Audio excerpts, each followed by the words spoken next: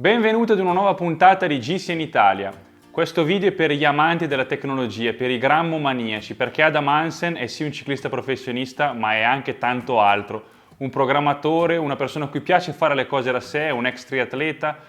Insomma, un corridore molto speciale, io passerei delle ore ad ascoltarle. John Kennings, che la pensa come me, ha fatto questa bellissima intervista al Tour Down Under del 2019 che abbiamo sottotitolato per poterla offrire anche a GCN Italia.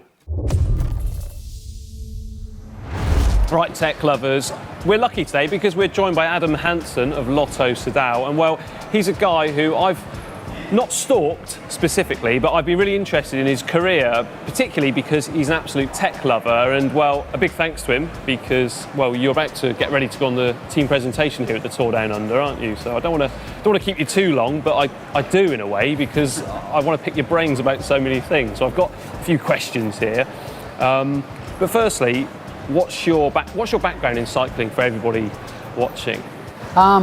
Well, in sport-wise, I did a lot of basketball, running, triathlons, duathlons, mountain biking, and then I wasn't very good at cycling in the triathlon scene, so I tried a year of cycling in Austria to improve my bike leg, and then from there that's how I sort of came into the cycling side. Yeah. Now, were you always into sort of technology, or I guess a crude way of saying it is like do it yourself or DIY, because when we look at some of the things which you've done in the past, you know, you're a great craftsman. Was that always something which you were sort of doing before you were cycling, or did you always have a keen interest in it? Yeah, well, I used to love pulling things apart, seeing how things work. I bet your parents, I bet they hated it. Well, in the end they liked it because I fixed everything around the house. So that was good. But I was into software, so I was always I was a programmer before I was a cyclist, and I did a lot of valuation software. I used to work for Heritage White Property Valuers in Australia. And then from that I went into also real estate and renovations. I was buying flats, renovating them, and I did all the plastering, painting, the wood floors, everything myself that side. So as a do-it-yourself person, I was always into things like that. Yeah. And then you managed to, I guess, carry that over into cycling because, well, on Weight Weenies, a forum, you know, that's where I first sort of heard about you really, when I was reading your posts and everything like that. And then you were able to just like transfer your love, I guess, for handiwork into actually making your bike, well, unique to you, let's say. Oh, for sure. Like back in the Weight Weenie days where, you know, we could do anything, use any bike equipment you want, and the goal was to have the lightest bike you could get. Yeah. And I remember once I drilled out a Dura-Ace rear derailleur, just put drill holes all through it. Even there's people at home crying now. And I'd get the chain rings, I'd drill them out also, anything to save weight. Use titanium bolts, even use plastic bolts where, like in the bottle cages, I made my own bottle cages, lighter ones. I would try and, you know, like just even putting handlebar tape on, don't put it too close to each other. So really tight as well. Less of it, so anything to make a bike lighter. Your cleats on your shoes, I'm pretty sure they're quite far back, aren't they? Yeah. And I remember once racing against a guy, I think from Switzerland, and he showed me his shoes, and he had drilled them in the centre of the sole. Yep. And I asked him why. I was like, you know, this guy must be crazy. Like, why would you do that? And he said to me, John, if you were going to kill a rat, how would you kill it? And I said, well, I don't know, with a trap. He said, no, with your foot. And I said, well, in the middle of my foot, I guess, because you wouldn't do it on your toe. You'd want to. And he said, yeah, that's where your power's coming from. And I was, yeah, I guess so. And then when I saw your shoes, which I was sure were in the middle, is that the same sort of thinking behind that? Is that you can get more power from that part? Or? Well, it's a bit of both things. First, you know, they say with the running foot, it's ideally you push most of your power off the ball of your foot, which is true. But in a cycling shoe, we have a rigid sole. And people forget that we really have a rigid sole in cycling. So this sort of defeats the purpose on that side. My theory on it is that the more weight you have over the crank, the easier it is. So to work out watts, for example, it is torque multiplied by the cadence, and that equals your watts. And when you first had an SRAM, you had to calibrate them ages ago, and you did this formula. You had to put, used to know it off by heart years ago, but you had to put a 5 kilo weight, and you put in your crank length in the formula, and then works out the slope number, and you had to enter that into the SRM, and then that'll work out the correct power. And for me, it was like, okay, crank length's important. And if it wasn't, you wouldn't have to have it in the formula. Yeah. And it's like when you're taking a nut off and I always say this as an example, if you're going to take a nut off a wheel of a car and use a short spanner, it's super hard. But if you have a longer one, more reach, it's much easier. So with having your cleat further back, puts your foot more forwards, and you're having more weight over the crank. So when you're standing up, it's super, well, I don't want to say it's super easy, but it's much easier when you're climbing. You're letting all your secrets out now. It's much easier to apply the torque. So in low cadences, if you're more forwards, it's, for me, I believe it's much better. Yeah. Now, sticking then with cleats, I mean, this is the thing which amazes me, because we spoke off camera just now, and while I'm a self-confessed lover of shoes, both normal shoes as well as cycling shoes, and your shoes, they blow me away. I've just picked them up, and well, I couldn't believe it. The cameraman, he couldn't believe it. He nearly passed over, not because of the heat, but because of the weight, because there is nothing to them. They are like 70 grams a pair or something like that. So you hand make your own cycling shoes, which for many people out there, they won't be able to believe it, but you do. What made you initially go down that route, and why?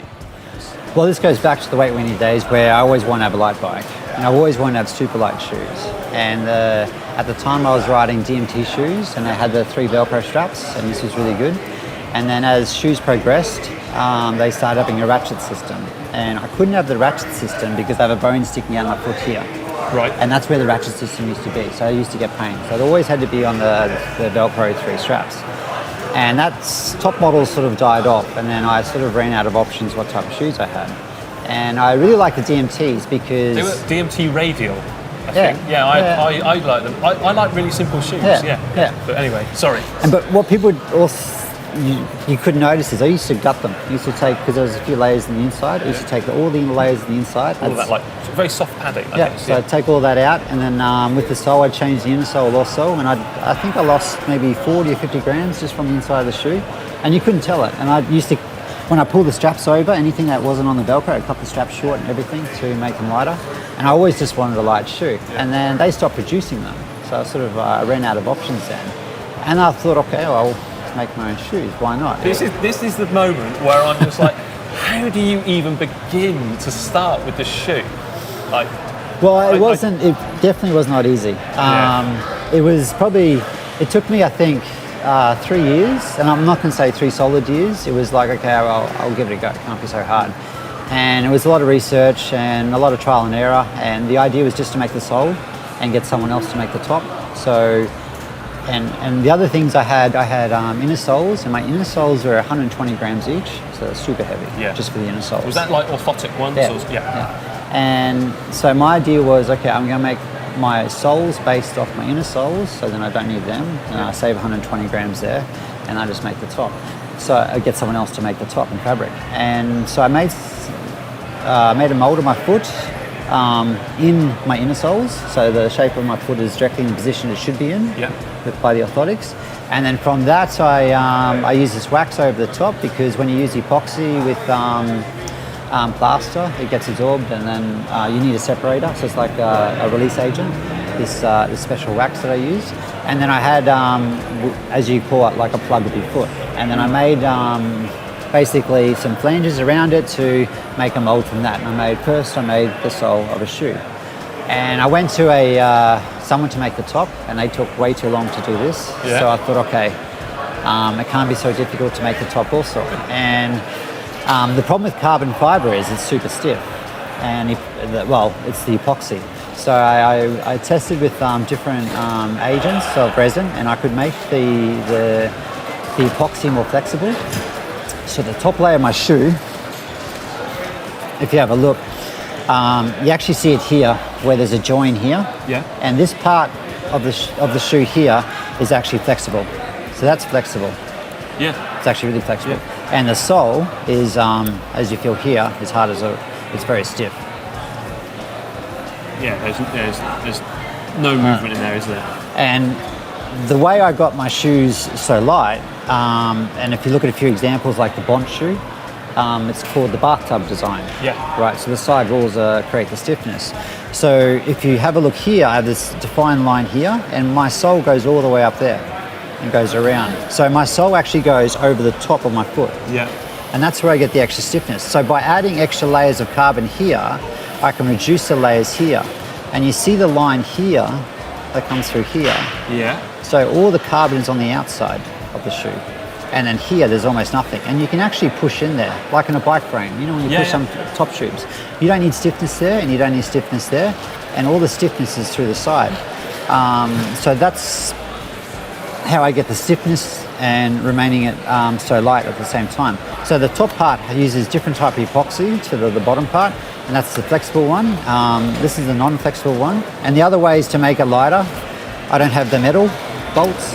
Yeah, that's right. You use some, what's that, Kevlar, is it? So that's Kevlar and carbon. So what I do is, I do have the metal bolts in there at the start, and then I make it set up, everything right, then I use a glue gun, and I glue it in place. I take the bolts out, and then I thread it with carbon and Kevlar, and then I put epoxy on there, and then it's fixed, and that stays on forever. Other things I did, I used to have a city system here. I remember that, yeah. Years ago, and then I went for a bowler system at the back. And now I do a 3D printed thing on my 3D printer where it just wraps around there. I have different knots, different tensions there. Yeah, so I just pull it through, hook it in, and I feed it through there. That was 2.7 grams. The boa system without the bolt and without the bolt in the shoe was 11.5 grams, and I think it was like 15 grams there. So I saved 12 grams just with that there. With this here, I saved 27.5 grams. And I just try everything possible to minimise the weight. Yeah. Now, did you have, before you were making your own shoes, were you putting cleats further back than Yeah. So I re-drilled the shoes also. Yeah. But now I have them a little bit more forwards because when you have them further too far back, you do lose a lot of cadence. Yeah. And if you have them too far forwards, okay, you lose a lot of torque, but you have more flexible in the ankle. Well, I'm just trying to find a midpoint. And the strange thing is, if you look at cyclists today, a lot of cyclists have the cleats all the way back in their current shoes. So everyone is going a bit further back. Yeah. It's a bit easier. It's a less stress on your Achilles also. And it's just more safe if you're a bit unsure where to have your cleats. I used to actually do something similar to try and get a little bit further back using a speed play adapter and actually filing it out and, well, Dremel and you know where I'm coming from. Now, if I said to you, and this is a dream, by the way, if I said to you, Adam, I'm going to come over, I want a pair of shoes. Imagine that, but for yourself, in seriousness, how long does it take you from start to finish? Now that you're up to skills with it, because the first pair was 3 years, you said. So to do all the molds and everything, it's about 14 days. Right. But once the molds are done, I can do it in 5 days, but it's only 1 hour work every day. So it's 1 hour there, you've got a job, and then you've got to wait 24 hours for it to cure, and it's another 1 hour job with the epoxy, then it's 24 hours to cure. So, Right, I've got another one then. Stiffness of a sole, does that make a big difference to power output? Or is it recordable, I guess? Because I remember, it's probably in my mind, I mean, us as cyclists, we spend a lot of time on our own, don't we, riding, and all sorts of things go through our mind. Oh, the soles are too stiff, my feet are hurting because of that. And I was wondering, I always thought, I'll get the stiffest sole possible because you're not going to lose any power. And I just want to know your thoughts on that, after making your own shoes. And I'm sure you've done all sorts of different soles. So with mine, I always want the lightest. And sometimes I go too far. And I can feel that they're too soft, and I won't use them. So I definitely have some pairs. I have a training pair that are bulletproof, where I feel confident I can throw it at the wall, it won't break. Yeah. These ones I race nationals with. These are 8 months old, so they've done quite a lot of racing. I get goosebumps if I drop it. Right. Because if I drop at the wrong point where the carbon's super thin, they will break. Yeah. Stiffness with these are the borderlines. I would not make these any more lighter than this. Yeah. I do have a white pair that I use here on the sprint days, and they are stiffer. Not by much. Not as much as. Let me say it like this: these aren't flexible enough not to use them. if that makes sense. Yeah. So these you're I'm not going happy to with. compromise your job on your bike, are you? By for having sure. something, No. you know. Yeah. I still can't get over them. Well, They're I say they're incredible. light, and people are like, yeah, light, but when they pick them up, it's Yeah, like it's paper. They genuinely are so light, and now I know that you're scared of them being dropped. I don't want to touch them because Actually, I don't like people touching them. Oh, really? Yeah, Do you not? I have a special I feel really case to bad. put them. No, it's more. I feel awful now because I'm like, oh, let's have a look. No, but sometimes I'll leave them there. I have teammates, they want to try them. Oh, right, okay, And yeah. if you see it, it's really, like you see the ball on my foot here. Yeah. You see my bone sticking out here, like this part here. It's really for me. No one, like, people say, what size are you? I'm like, no, you're not trying them on. Like, come on. And I'll go to a photo shoot or something, come back, and I'll see some guy like trying to put his phone. Like, don't. No, stop. Don't. It's not like that. Yeah. So, yeah, these ones are, like in my suitcase, I've crushed a pair a few times. Oh, no. Yeah, so I have a special place in my suitcase that are made from fiberglass to put them in there, so it's, they safe. And I always watch them, I always carry with them. I never leave them here, I always take them to a room. Because the light ones are, they're very fragile. It's like an eggshell. Yeah, I mean, they're incredible. Are you still fixing your teammates' bits and pieces as well as other riders? Because you're quite well known for that, aren't you? Sort of the go-to guy. Yeah, Like, the TV doesn't work in the Bahrain Merida bus. Adam can fix it. Yeah, Are you for still sure. the? Yeah. Are you still the? It's not the nicest thing sometimes. If someone breaks No, it. exactly. Well, it's all right if it's no. your team, but the others, it's like, oh no, I can't fix it. Sorry, lads, you're gonna have to be stuck with. Well, it's when someone breaks the screen on their phone, they always take it to me. Can you fix the screen? Yeah, Like, I've heard you're good I at can do that. Yeah. Adam Blythe's asked me if I can wrap some things because I wrap my shoes. I used to paint them. Now I wrap my shoes. So the white ones are wrapped now. Okay. Because they're wrapped because, well, first, when you put your shoe in, it opens this way, and the paint used to crack. Yeah.